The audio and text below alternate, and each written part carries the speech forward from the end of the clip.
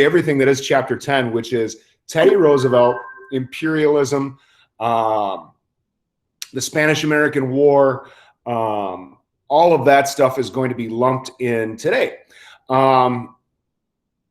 Yeah, so anyway, we're going to get into chapter 10 with a quick video that will, it's like just like a 4 or 5 minute video that's going to introduce a lot of what we're talking about today. And then I'm going to do section 1 of the chapter 10 guided notes with you to try to help you out and show you how that is done. But without too much delay, let's go right over to Schoology right now, and I'm going to view this course as one of you stinkers so you can see exactly what I'm seeing. Let's see, this is first hour, so I'll view it as Joel. Sorry, Joel. All right.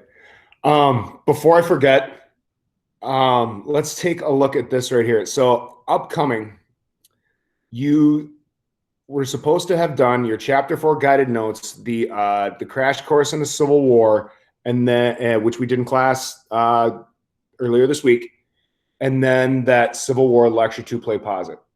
I am going to push this due date back. I forgot to do this morning. I was going to do this before we jumped on, but it's just been a crazy couple days here. I'm going to make this, instead of Thursday, I'm going to make this Friday. Okay. So I'm going to push these 3 due dates back to tomorrow. Just because if you were like me, you had about half the day of working internet service yesterday. And I'm sure that a lot of you were kind of glued to the TV like I was yesterday. And what would a social studies teacher be without allowing you to at least view history that is happening, right? So anyway, I'm going to push this Thursday back to Friday. We're going to try to keep these dates where they are, though, because I think that you guys will do fair on this. I think you guys will do just fine on this chapter 10 term quiz. And then we've already been talking about this Flipgrid learning check, so we can keep that where it is. Okay. So hopefully that is okay with you, but I'll be changing that up here as soon as we're done. So if we go under the Civil War folder, you will see the Civil War individualized learning topics. Okay. Now let's click on this and let's just look at them real quick. Hopefully you guys have already started kind of percolating on what you want to choose. But as you will see under here, some are posed as questions, and some, I probably need to go through these and just pose them as questions just to give you a better idea. So like if you were going to choose number 11, the Andersonville prison camp, which was pretty god awful, by the way, you would have to change this into an open-ended question. Like, what were the living conditions at the Andersonville prison camp, and how many people made it out of there? How many people, like, I wouldn't say like how many people died or how many people lived, because that's pretty close-ended, right? That's a pretty black or white like answer. That's pretty easy. Okay. If you're going to choose like number 14, like the punishment of Confederate leaders, which I've already kind of talked about here, is that, Jefferson Davis was placed on house arrest. Robert E. Lee had his land confiscated, but nothing really substantial with him. Actually, interestingly enough, the only one that was ever put to death was the commandant of this Andersonville prison camp.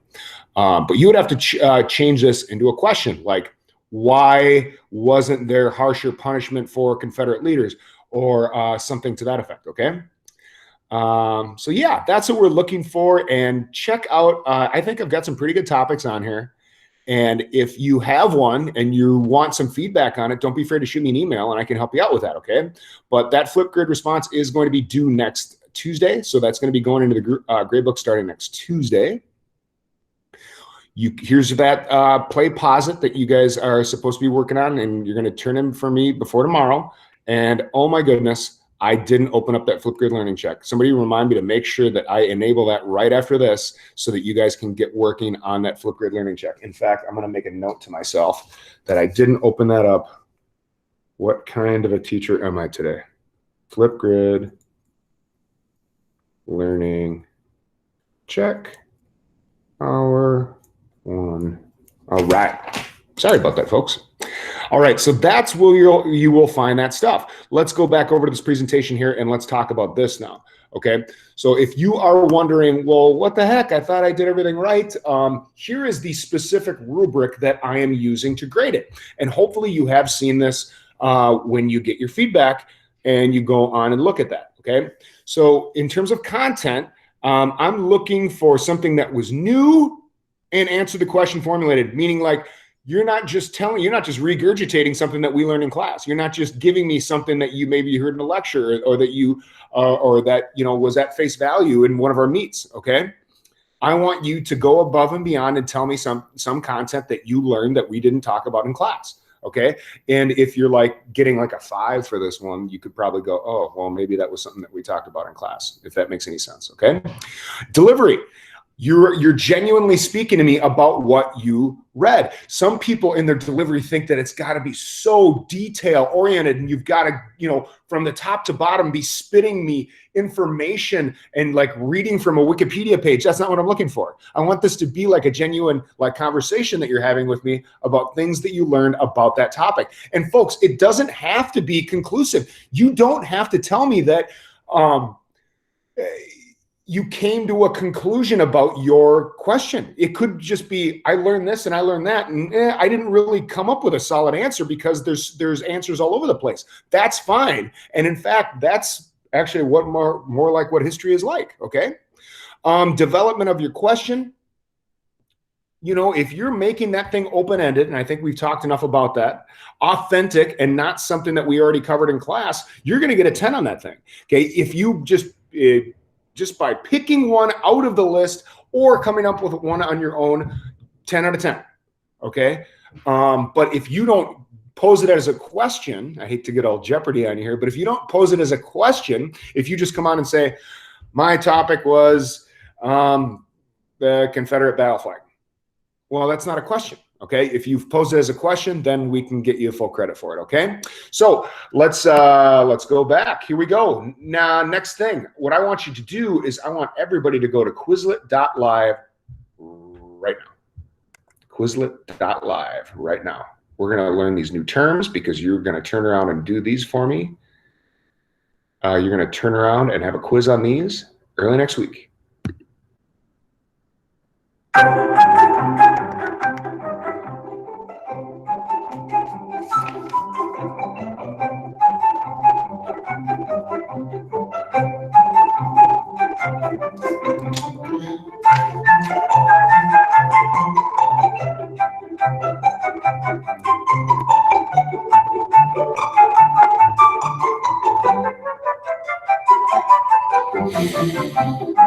Let's see, 12 in there, and I've got 25 we're looking for.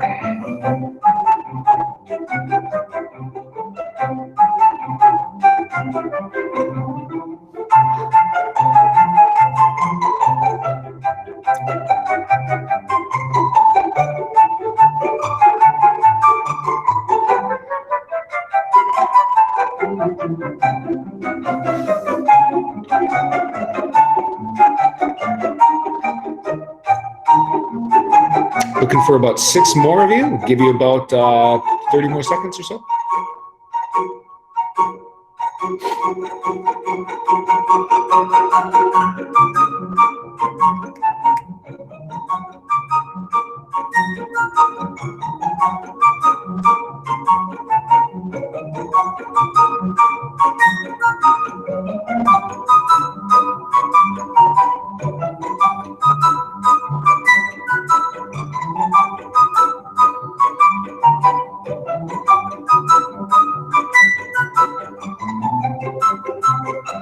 All right, here we go. Last call. All right, there are your spirit animals, folks. And there. Oh, Jaden. Oh, good job, Jaden. And they're racing.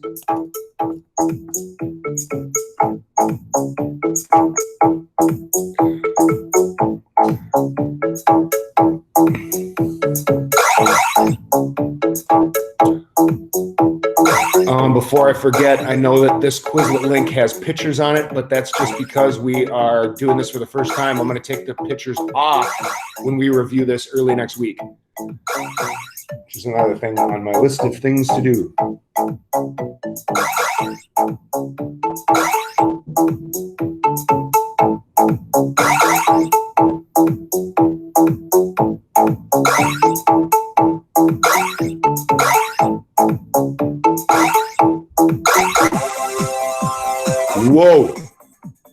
was quick. And they're racing.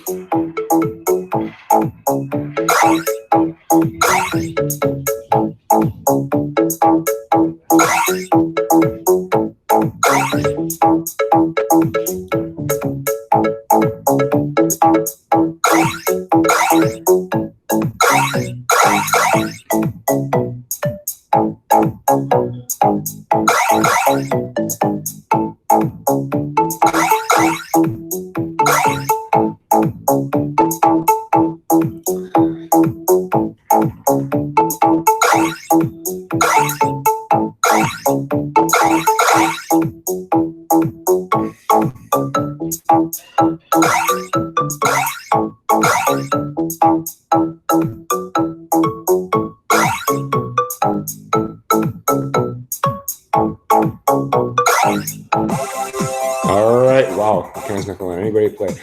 This one is for all the Tostitos, folks. This is it. And they're racing.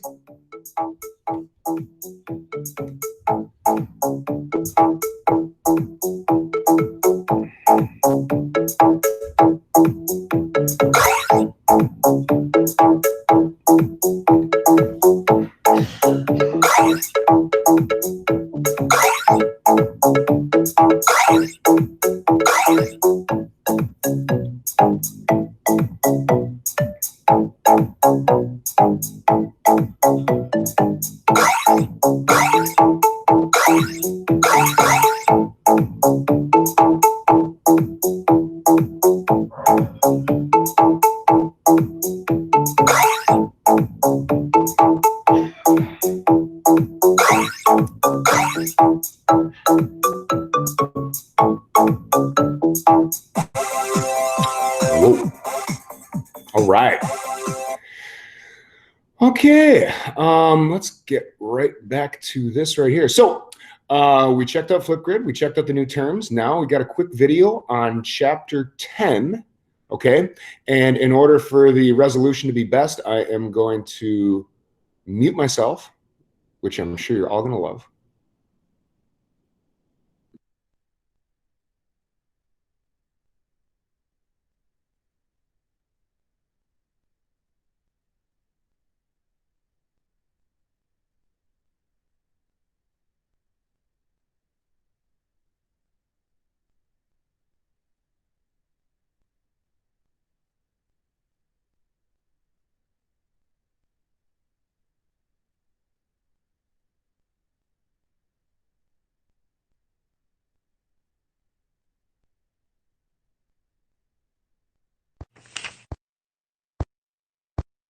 Hey, Moby, check out my Theodore Roosevelt costume. Bully, big stick, bull moose, Panama.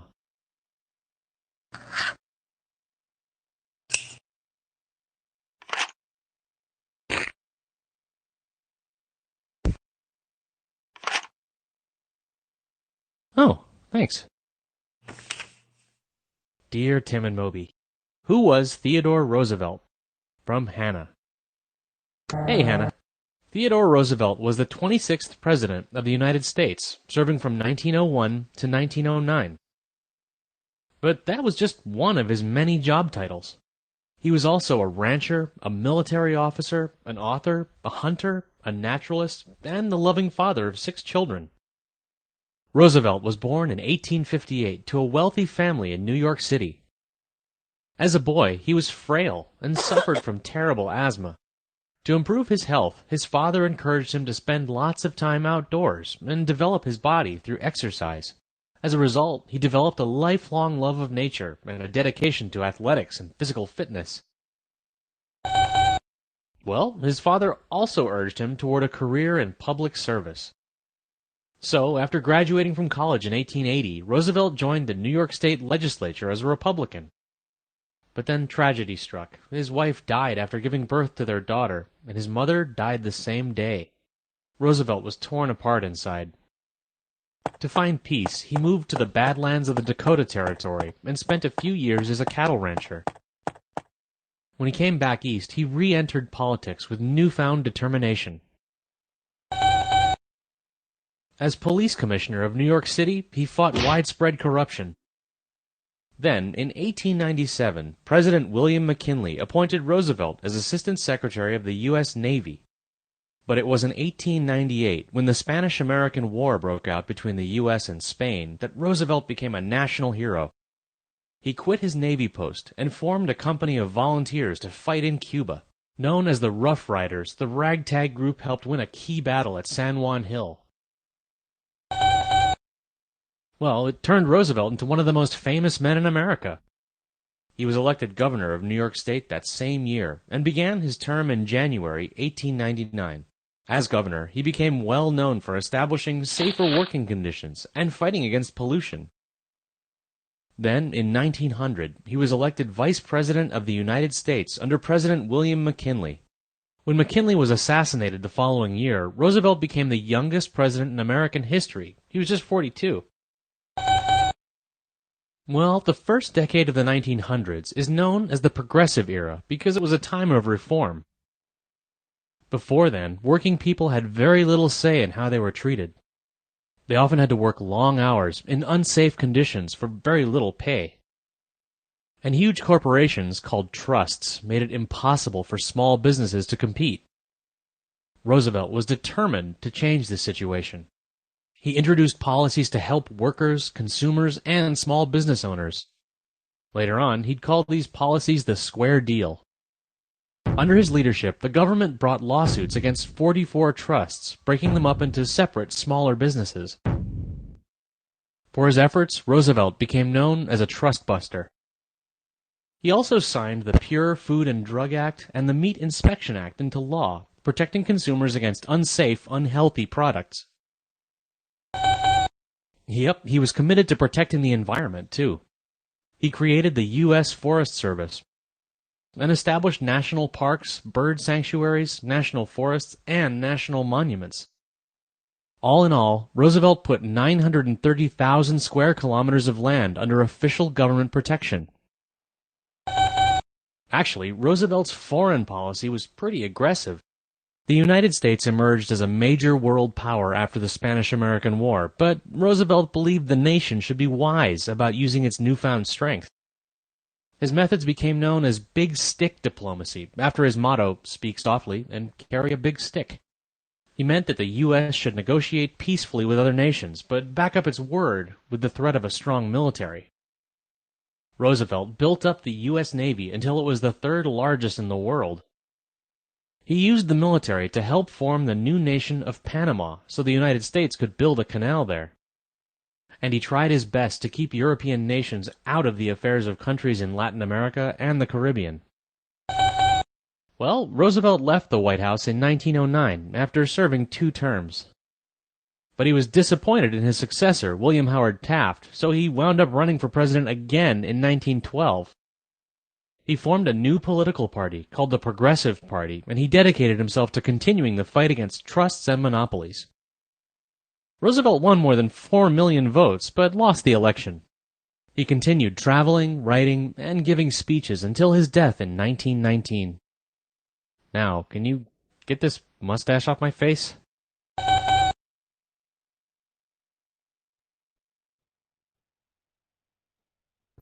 All right, so I'm sure a lot of you are like shaking your head like, hey, Mr. Piper, we're not in middle school. But I thought that that video was pretty quick and it gave you a synopsis of what there is to know about Teddy Roosevelt. I mean, the guy's foreign policy was relatively aggressive. He is probably, I mean, not best known, but like should be known as a trust buster. So those of you that are, young little Republicans, you might idolize Teddy Roosevelt as one of those Republican icons. But he was relatively moderate when it came to his politics.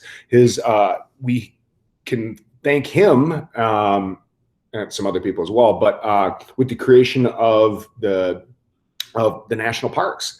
Okay.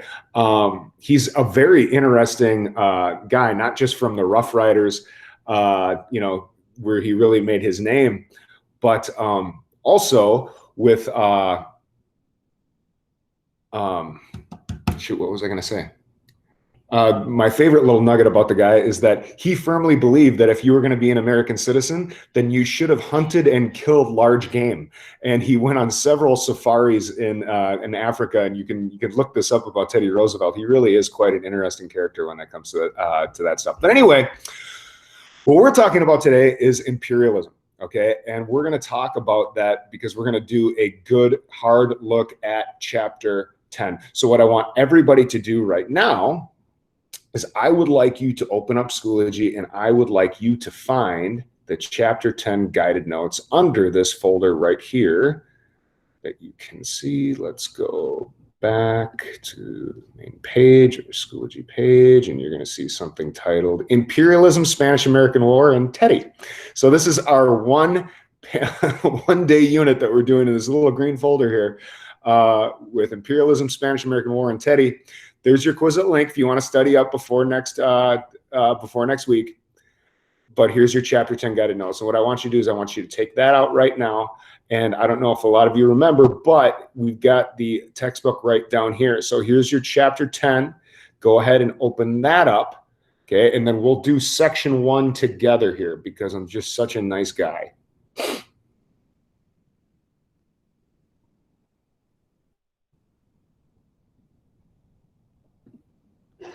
We'll open this up a little larger for you.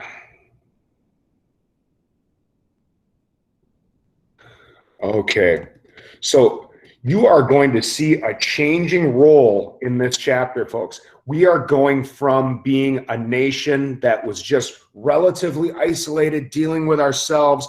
You guys hopefully remember Manifest Destiny, either from middle school or from U.S. History A, in which it was the notion that the United States should be from sea to shining sea. And we talked about some of the reasons as to where that idea came from and how they justified it. And, you know, depending upon where you sit in the political spectrum, you know, was that theft? Was it cruelty? Or was it justified due to, you know, what you think American exceptionalism is, okay? But the time period in which we're talking about here is, you know, remember back when we were talking about basic dates, that time period in the late 1800s all the way up to about 1900 right here, that's called the Gilded Age. That's where American business gets big. That's where American expansion gets big. And now you've got the nation that's becoming slowly more industrial. And then after 1900 up to about 1914, that's what we call the Progressive Era. So you're going to see this the early late 1800s, excuse me, is that big push for business, and then early 1900s is the Progressive Era. And the Progressive Era is, we really have Teddy Roosevelt to thank for the Progressive Era, okay? Because although you might look at his politics and go, he's a Republican, he wouldn't be about you know, trust busting and giving power back to the people. He absolutely was. You are going to see progressive presidents that are both Republican and Democrat that are going to give the push of power back to the people or the simple people of that time period. Okay, so here we go. Here's section 1. Now, the pressure to expand. Now, think of the time period which we're talking about here, folks. We're getting to that end of Manifest Destiny. They're from sea to shining sea, and now they're going to start to look outward. Okay, but why did they start to look outward? Why did they think that they needed to have that imperialism influence around the world? Okay, hopefully you guys have a pretty good idea of what imperialism is. That was, you know, when we did that foreign policy spectrum in the first week of this class, we talked about it being influence in other parts of the world. Now, those of you that didn't know this, if we were in a traditional classroom, we would be spending at least a day just talking about parts of the United States that aren't states. Okay, how did or parts that are states. How did we acquire Alaska and Hawaii? You're going to learn about that here in this chapter. How did the United States acquire American Samoa, the Philippines? Those aren't, you know, just in the continental U.S. Okay, those are abroad. You know, how did the United States come to have influence in Cuba? Influence in China? Okay, when those aren't necessarily you know, a part of the continental nation. Okay, how did that take place? Because there are, whether they're American nationals or they're living in a protectorate or a territory, You're going to learn about parts of the United States that might not get to necessarily vote in a major election, but are they considered citizens? It's like, I don't know. Okay. So, I think you're going to see relatively soon, hopefully in our lifetime, where that debate comes to the forefront about should we make these states? Should we make the U.S. Virgin Islands, the Philippines, some of these other areas that we are considered under the American umbrella, but are they considered states or not? Okay. I mean, just imagine living in American Samoa. You can fight for the army, but you're considered a U.S. national and you're not really an American citizen by their definition. So anyway, here we go. Setting the scene. And you've got your notes open, hopefully, and you are looking at the first question, which some of you can already answer, which is, what is another word for nationalism? Okay, so I'm going to try to read this quickly for you, and I'm going to skip some parts here. Here we go. Setting the scene. By the dawn of the 20th century, industrialization had forever changed the national landscape and the lives of all Americans. The rise of cities, the beginnings of mass culture, westward expansion, and new coast-to-coast networks of travel and communications all strengthened the nation's national identity. Americans wondered what these changes meant for the future of the country. The development of the United States into an industrial powerhouse not only revolutionized the lives of all Americans, it forced them to strengthen their ties to other nations more than ever before. We're going to learn about that here. I wonder why we had to have close ties with other nations if we're coming more industrial. Many Americans began to believe that the country had to protect its economic, political, and social interests internationally. A surge in European conquest for new lands and new resources reinforced this new way of thinking about America's role in the world. Some Americans, such as Henry Cabot Lodge, believed that it was time was right for the United States to expand its interests abroad. Small states are of the past and have no future. The modern movement is all toward the concentration of people and territory into great nations and large dominions. Okay, so the United States had become a pretty big empire pretty quickly. So in Henry Cabot Lodge's mind, there was some reason why that happened, and we should be absorbing some of these smaller nations to give them a better shot. The great nations must are rapidly absorbing for their future expansion and their present defense and the waste places of the earth. That's not very nice to say, waste places. As one of the great nations of the world, the United States must not fall out of line. Out of the line of march. Okay. So, growth of imperialism. As the map on the previous page shows, Europe had reached new heights in its quest for territories to rule. The late 1800s marked the peak of European imperialism, with much of Africa and Asia under foreign domination.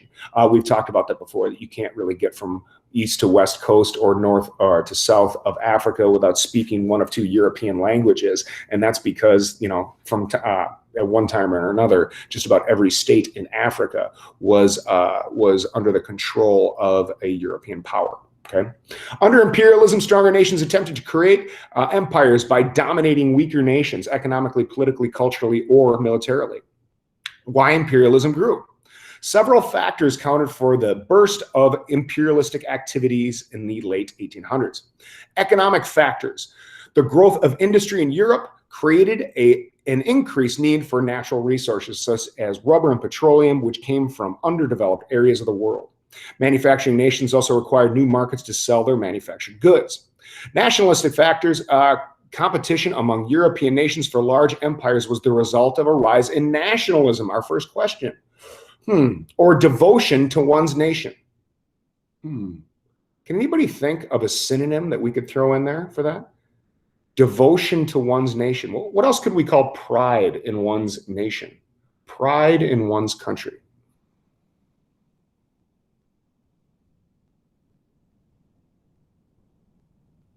What else could we? Yeah, absolutely. Nice job. Patriotism. You see that a little bit on the news lately? Patriotism. Okay. That could absolutely be our answer for number one. Nationalism usually suggests the nation's people believe themselves, their ideals, and their goals to be superior to those of other nations. That's patriotism. Okay. That's nationalism. Okay. Is the notion that it is superior. Now, I want you guys to think about that for just a little bit, okay? In the late 1800s, nationalist feelings grew stronger in many countries, causing several European nations to take strong actions to protect their interests.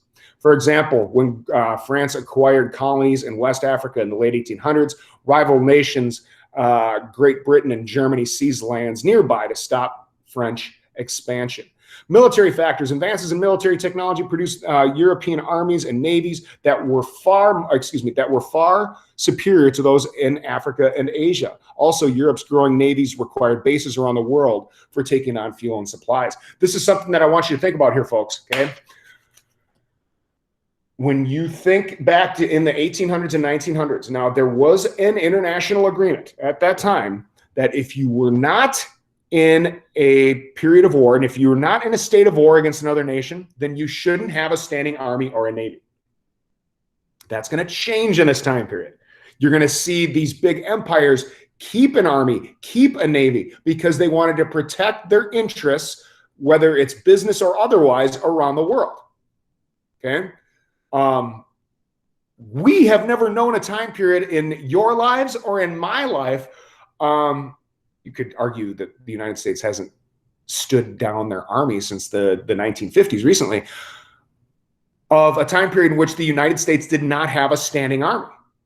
That's kind of interesting, because are we at a state of war right now?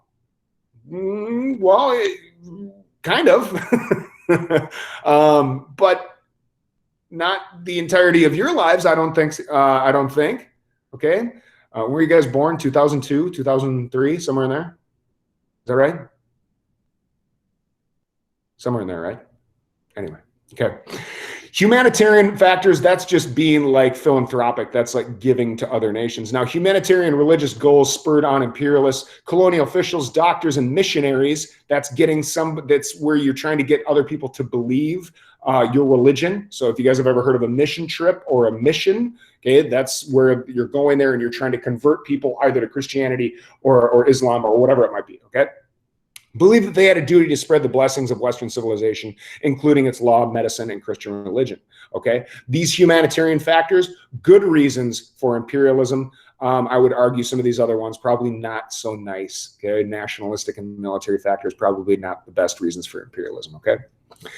Europe leads the way. Improved transportation and communication made it easier for Great Britain, France, and Russia, with long imperialist traditions, to extend their grip over far-flung lands.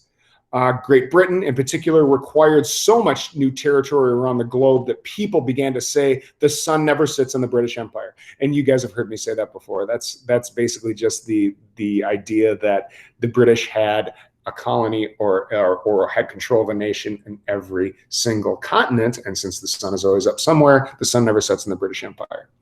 Competition for new territory grew even more intense when Germany unified in 1871. Did you guys know that Germany is a relatively young nation? Okay, only the United States is older than that. Okay, Germany was just unified in 1871. Now this could be debatable. You could say, oh well, the Germanic tribes or the Prussia was older than that, but Germany, pretty young. Seized colonies in Africa and Asia. By 1890, the United States was eager to join the competition for new territories. Supporters of the expansion denied that the United States sought to annex foreign lands, that's a good vocab word, to join a new territory to an existing country. Yet annexation did not take place. So U.S. interests, okay, are interests abroad. In his farewell address in 1796, President George Washington had advised Americans to steer clear of permanent alliances. I'm going to skip down here to as early as the 1820s. The Monroe Doctrine, important for you to know this, had been the main principle of foreign policy of the United States. Taking Washington's advice under the doctrine, the United States had declared itself in European wars and warned other nations not to interfere in the Western Hemisphere. The Monroe Doctrine was essentially this, folks. Nobody is going to influence Western Hemisphere countries other than the United States. So if France wants to come over and try to influence Mexico, we're going to say, nope, the Monroe Doctrine says that we're the only nation that's allowed to do that. Okay? So kind of an interesting thought. Okay? How would we react to a nation telling us that we couldn't influence a nation in Asia or in Africa? Okay. There were instances, however, when Americans looked outward. Over time, the Monroe Doctrine would be brought in to support American imperialism. From the 1830s to the 1850s, belief in the idea of manifest destiny helped the United States justify its policies toward Mexico. The annexation of Texas and the acquisition of California and other South Western lands were the early steps toward claiming an American empire. After the Civil War, American secretaries of state continued to apply the principles of the Monroe Doctrine. In 1866, for example, Secretary of State William H. Seward sent 50,000 troops to the Mexican border after France placed an emperor on the Mexican throne. See, here's France influencing Mexico. So William Seward said, Monroe Doctrine, can't do that. In the face of this army, the French abandoned their colonial venture in Mexico. Then in 1867, Seward bought Alaska from Russia. Question 2, we're looking for Seward's folly. I wonder what that is. In addition to gaining more territory, Seward hoped that the presence of the United States on two sides of Canada would force the British out of the region. Most Americans ridiculed the undertaking. This was not popular. When they tried to annex Alaska, or when they tried to bring Alaska in, people went, "What? Oh my God, it's a bunch of frozen moose, and there's nothing up there." Okay. Seward, they said, was buying walrus-covered icebergs in a barren, worthless, godforsaken region. Boy, were they wrong. Seward, however, waged a successful campaign to educate the nation about Alaska's rich resources. And for those of you that, I don't know, just have any idea about Alaska, Alaska's pretty big, okay? In the end, the Senate ratified the purchase of the United States and took possession of what was then called Seward's Folly. So what could we put for number 2? What's Seward's Folly? Identify Seward's Folly. That's the purchase of Alaska. The purchase of Alaska. Americans also showed their interest in the Pacific. In 1853, an American fleet led by Commodore Matthew C. Perry, no, not Matthew Perry from Friends, a different one, sailed into Tokyo Bay and convinced Japan to open trade relations with the United States. And think about that. They went there and went, "You trade with us." Okay, kind of did it by force. By the 1860s, the United States and several European countries had signed a series of treaties that allowed for expansion trade with China. Now the U.S. government wanted to control the Pacific Islands to use as refueling and repair stations for its naval vessels.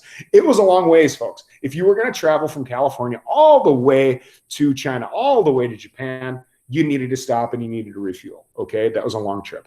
To this end, Seward championed the annexation of the uninhabited Midway Islands in 1867. Midway Islands, that's going to come up in World War II.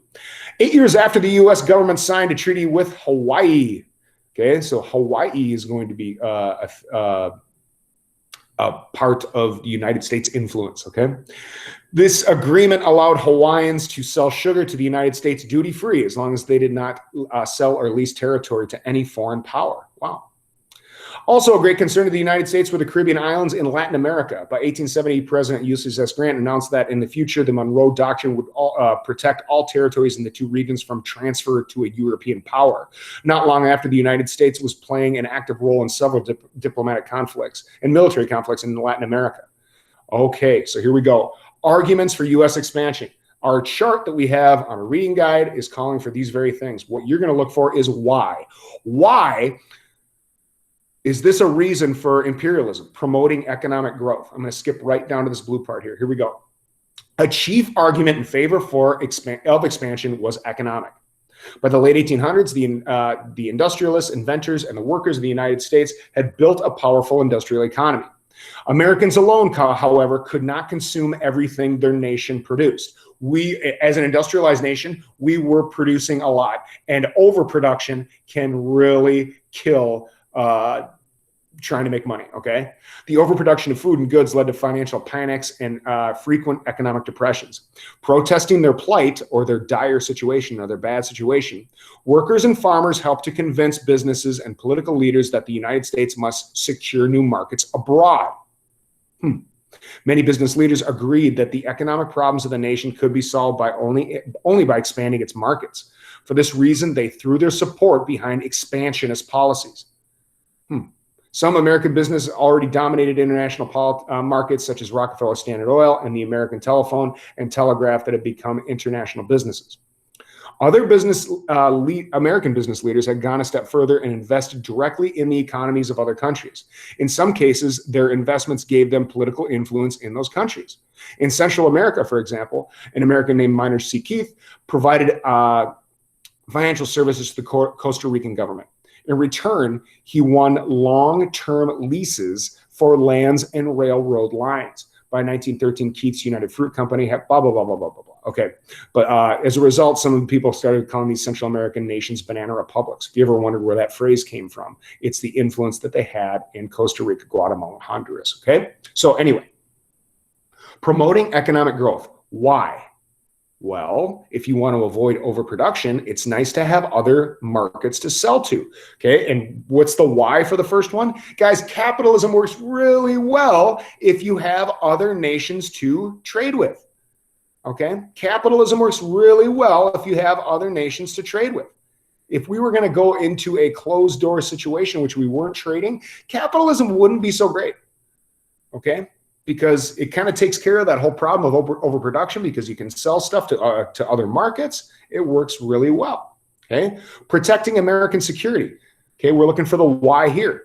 Lobbyists who favored a strong United States Navy formed a second force pushing for expansion. By the 1880s, U.S. warships had left over from the Civil War were rusting and rotting. Here's that thing we were talking about before, that we're not supposed to have a standing army or a navy in a time period in which we don't have war. Naval officers joined with business interests to convince Congress to build modern steam-powered, steel-hulled ships to protect seas over trade. The most influential of these officers was Captain Alfred T. Mahan. In his book, 1890 book, The Influence of Sea Power Upon History, Mahan argued that the nation's economic future hinged on gaining new markets abroad. Okay? And in his view, the United States needed a powerful navy to protect these markets from foreign rivals. That's your why for the second one here. Protecting American security. Why? Because that business is only going to work if you can protect it. Okay. Influenced by supporters and expanded Navy, Congress established a Naval Advisory Board, blah, blah, blah. It's going to include the USS Maine. That's going to come up in the Spanish-American War. Okay. I'm skipping down to preserving American spirit. Why? A third force for expansion consisted of people who feared that the United States was losing its vitality. Among these were the Massachusetts Senator Henry Cabot Lodge, historian Frederick Jackson Turner, and a young politician from New York named Theodore Roosevelt. Teddy. Worried that the closing of the frontier would sap the nation's energy, they argued that a quest for empire might restore the nation's pioneer spirit. So that whole notion of us being like explorers and pioneers and exploring the frontier, what's the answer to number 3? They wanted a new frontier. They wanted a new thing to go explore. They liked the idea of taming the wild. Okay. And that whole notion of taming the wild is going to come in here with social Darwinism. This is a not so nice theory. Okay. You guys know what Darwinism, you guys know Darwinism. It's not a social theory, but it is the notion with Darwinism that you learn in science class is that it's survival of the fittest. Okay.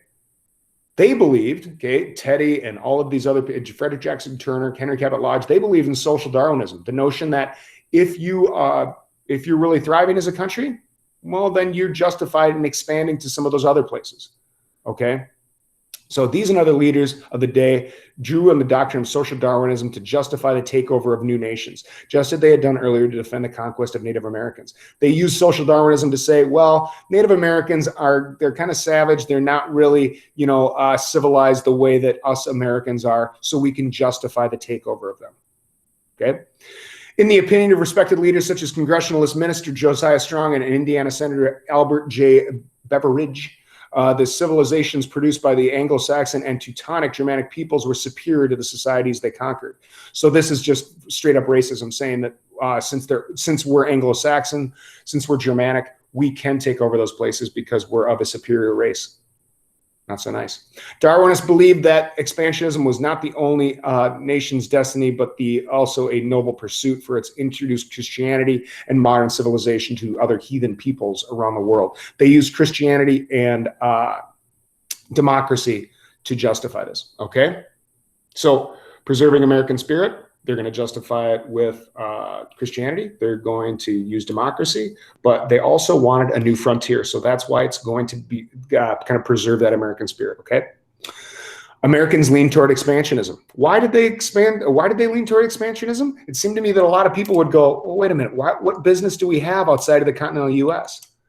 Gradually, public opinion warmed to the idea of expansionism. Although most Americans had accepted the conquest of Native Americans as right and inevitable, geez, that's not so nice, they did not see themselves as potential rulers of oppressed foreign peoples. Moreover, they did not want new markets abroad and favorable trade relations. What they soon discovered was that political and military entanglements tended to follow. The United States would find itself in difficult, bloody, and painful foreign conflicts. But why did Americans lean toward expansionism? Because of the things that we noted above. Manifest Destiny had kind of run its course, and they thought that that was relatively successful, and they thought that an American empire was truly justifiable using some of those things that you have above. So what would we write down for that? Well, Manifest Destiny works, so why wouldn't an empire work? Okay. Any questions about anything in section 1 here, folks? I know that was a lot of me just talking at you, and I apologize about that, but hopefully you guys got a little something, okay? So let's see. You've got that flip grid that I'm going to go and I'm going to enable as soon as I'm done here, okay? I'm going to put that up there as soon as I'm done here. I am going to, I'm going to stick around for a little bit here.